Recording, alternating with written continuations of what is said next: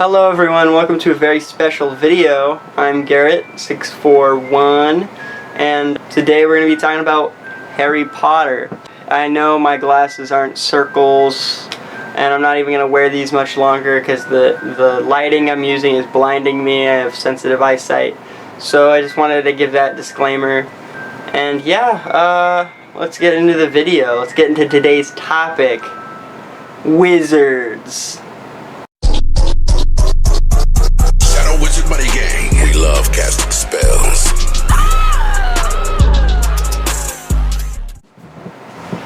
When we're talking about wizards, there's some cool wizard stories that might come to your mind. You know, like Lord of the Rings, Star Wars, and of course, Harry Potter. And you might be thinking, Star Wars?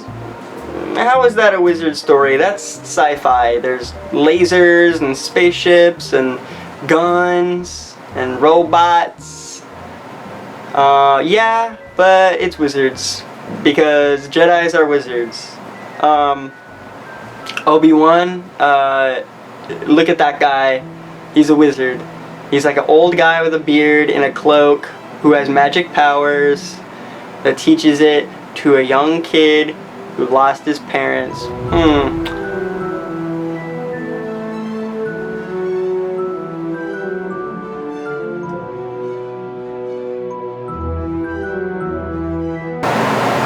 There's old wise mentors with gray beards who teach magic. And for a while, Star Wars was magic.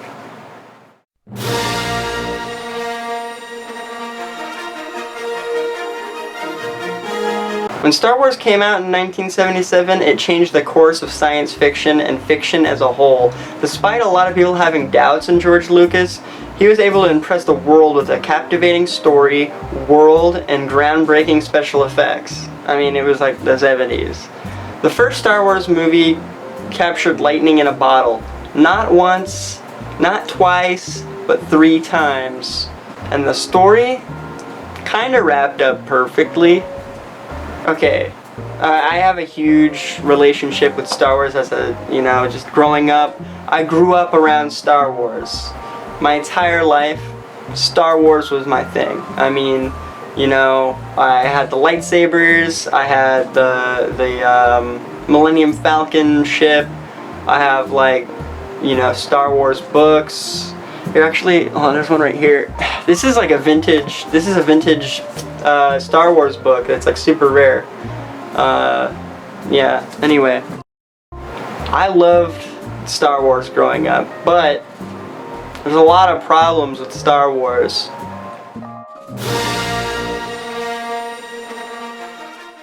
I don't think I really have to tell you how infamous the prequels were, how it was the beginning of the downfall for Star Wars, or how the series basically became cheapened when George Lucas sold the rights to Disney.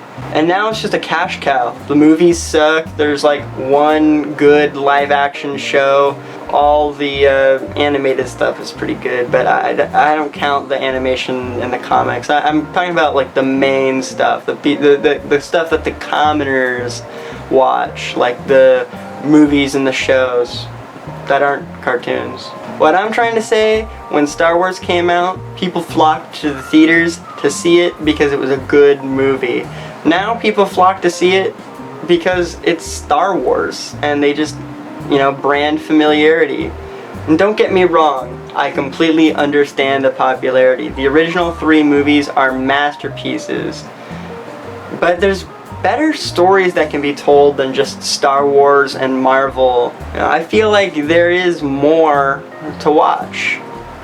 Recently, I've gotten really frustrated with Star Wars. I spent so much of my childhood wanting nothing more than a lightsaber in my hand, just to grow tired of it after all the sequels came out. Sometimes I wish there was something else that had the recognition Star Wars does, something that was as popular as Star Wars. But Star Wars is just a mega franchise that, the first 3 were good, and the other movies are nepo babies. But I'm glad not every good movie franchise became this mega cash cow. A good example is Back to the Future. Those first 3 movies are great, and they stopped after that. I mean, yeah, there was a Saturday morning cartoon and a roller coaster, but that doesn't count. I'm talking about the movies. The first 3 Back to the Future movies, all good, and it stops after that. No more. Unlike Back to the Future, corporate greed tarnished Star Wars as a whole. They did not have to make another 6 movies. I mean, they're not like the worst thing I've ever seen. They just ruin what was so special about the original 3. And that was, you know, how groundbreaking it was. No one's loving the new Indiana Jones movies. I didn't even see the new Indiana Jones movie, and I'm like a huge Indiana Jones fan.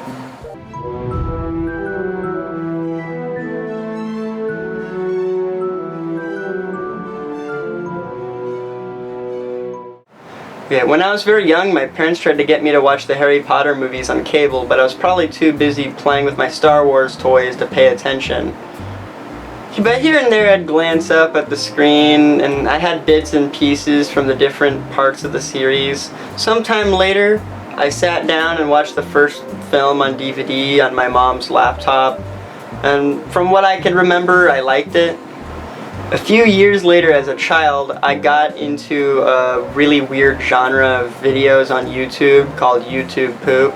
I remember there was this video, and I have gone back and watched it, but I remember a video fondly called Nobody Likes Ron. Excuse me, do you mind? I'm Ron, by the way. Fuck Ron, you.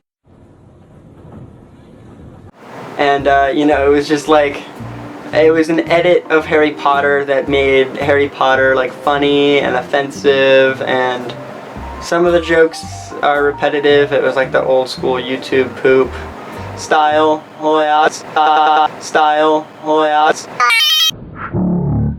Okay, now I'm at middle school age, and I still haven't seen the films or read the books, but I went to a really nerdy middle school. If you think I'm a nerd, like, wait a minute. This school was so nerdy that we had to wear uniforms. So nerdy that it was common to play DVD before Stranger Things made it popular. Obviously, going to a really nerdy school, you bet there are going to be Harry Potter fans. And of course, they're wearing their Hogwarts house scarves and hats and socks. The options were limited on what they could wear because of the uniforms, but people tried to make it work. I got exposed to Harry Potter lore like secondhand smoke during middle school. I wasn't directly involved, but the aura was just seeping into my lungs. Flashback to a few months ago, my girlfriend reads me a really shitty Harry Potter fanfiction called My Immortal. She reads it to me out of the blue, and it was laughably bad. The author did such a bad job, no one can tell if it's ironic. They changed like all of the characters into goths, emos, and vampires. Obviously, her and I reading that shitty Harry Potter fanfic made me realize that, hey, I haven't seen the Harry Potter movies yet, and I don't know what's going on in this book. So I took it upon myself to watch the series, not because of the fanfic, but because it's my duty as a film connoisseur.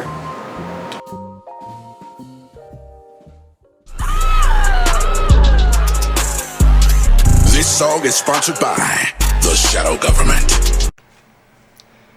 Alright, so my footage got corrupted from the second half of the video, so I'm gonna have to do it from here because I'm too lazy to set up the camera and whatnot. But anyway, it's also been a few months and I got a haircut. Alright, yeah, Harry Potter, it's good. The movies are good.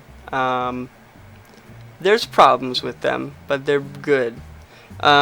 The first movie is great, the second movie is okay, the third movie is my favorite, the fourth is great, 5th is okay, the 6th is okay, the 7th is great, and the last one is amazing. That's my take on all of them. Throw up a ranking right here. So yeah, let's get into it. Overall, despite having, so many movies and different directors, it was way more cohesive of a story than all 9 of the Star Wars movies. It seems like every director passed the torch on to the next one when it came to Harry Potter, whereas for Star Wars in the sequels, it seemed like they were constantly fighting against each other. The world building is pretty good. There's a lot of problems with the world building, though. It's kind of crazy that the wizarding world is supposed to be better than the regular human muggle world, but there's slavery and no one seems to care. J.K. Rowling has a lot of similar issues that George Lucas has, and that's constantly retconning or going back and saying that things are different than how they actually were.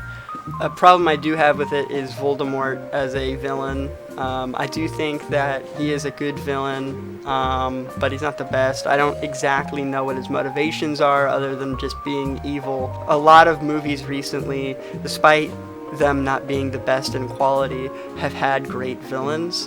An example might be Killmonger from Black Panther or Thanos from the MCU movies. Those characters are bad guys, however they do have motivations that make sense. Even if it is an evil motivation, there's something behind it other than, I'm gonna kill people. Another problem is that Harry Potter is kind of useless in the film series called Harry Potter. Hermione basically does all the work all the time, and Harry Potter just kind of is like, I was there, I did a few things. The only time where he was really by himself doing stuff was the 4th movie, Goblet of Fire, because that was an Olympics wizard movie, and he was doing Wizard Olympics. But in the first 2 movies, Harry doesn't cast one single spell, so that's pretty funny. It's funny when you think about it, because Hermione and Harry have similar upbringings where they're raised not knowing about magic, but all of a sudden Hermione gets that letter and she's an expert on wizards, despite having parents that aren't aware of the wizarding world. Also, this has been brought up a lot when it comes to problems with Harry Potter, but in the 3rd movie, there is a time-traveling device called a time turner. They use it once and never use it again. There could be theories on why it doesn't work anymore, like maybe the sand inside the little hourglass is, ashes from some mystical creature that's rare. But anyway, time travel would kind of ruin a lot of aspects of a story when it comes to fighting Voldemort. You'd think you could just time travel far back enough and just kill him as a baby. Time travel ruins things. J.K. Rowling is also a shitty person. Not that that tarnishes the movies, because the movies were made by other people. I think the casting was perfect in Harry Potter. I think that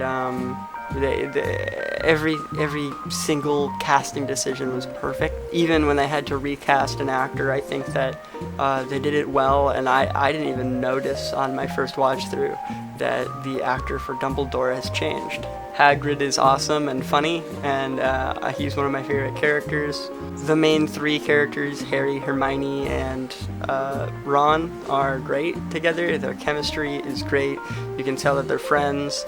There's some times where Ron is kind of a dick for no reason, but I guess, that's just kind of normal for elementary school all the way to high school.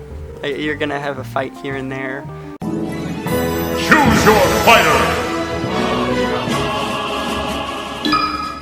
Alright, so now I'm going to be comparing both franchises, kind of in a fun way that isn't really, directly about the films. One thing I definitely want to say is that the direction was a lot better on the movies of Harry Potter compared to Star Wars, whereas Star Wars, you know, it changes thematically over and over and over again because the directors changed in the later movies. The prequels are just totally different vibe from the original movies. So in the Star Wars movie, it's not that thematically consistent across all three trilogies. However, in the Harry Potter movie, you know, the first two are very bright. The third one is darker, and it just keeps getting darker and darker after that. It's a nice thematic gradient, which I don't think a lot of series do. A lot of series try to stay consistent the entire way through, but Harry Potter actually did something unique, which I've never seen before. Obviously, if you compare the first movie to the last movie, it'll be like, what? But, you know, it's something that I find very unique and cool about Harry Potter. But the good question is, who would win? A wizard from Harry Potter or a Jedi from Star Wars? I think a Harry Potter wizard would kick a Jedi's ass. Jedis, their only powers are lifting stuff, mind control, and maybe shooting electricity out of their hands. Whereas wizards can do all of that and more with a wand. And wizards have a spell that just literally kills you. So, I mean, yeah, lightsabers aren't gonna deflect that. Now, let's talk about merchandise. Harry Potter has great merchandise in it. All of it you can see throughout the films, like the chocolate frogs and stuff that is bought and sold at Diagon Alley, the stuff that the Weasley twins make. There's a bunch of merchandise options that Harry Potter has introduced, but when I think about it, I would have more fun as a kid beating the shit out of some other kid with a lightsaber than flailing a little stick around. A Harry Potter wand is not as fun to play with as a lightsaber. Okay, now let's talk about how easy is it to make a Star Wars prop, which this is like a weird way of ranking which one's better, but I think it's interesting. So you can make a lightsaber out of anything you buy from a hardware store. Luke Skywalker's lightsaber is made out of a flash tube from a camera with some windshield wiper blades glued on. Star Wars does a lot of stuff called kit bashing. They'll buy a gun, they'll take a plain model kit, take the plain model kit apart, glue some of those random pieces onto a gun, paint it all black, and voila, you get a Star Wars prop. Whereas Harry Potter, if you want a really good prop, you either just take a stick and be like, this is my wand, or you spend like a week recreating one of the props out of carving a piece of wood. Now, whatever route you may take, Star Wars props are really fun and really easy to make, and the cool thing about it is you can make your own lightsaber however you want.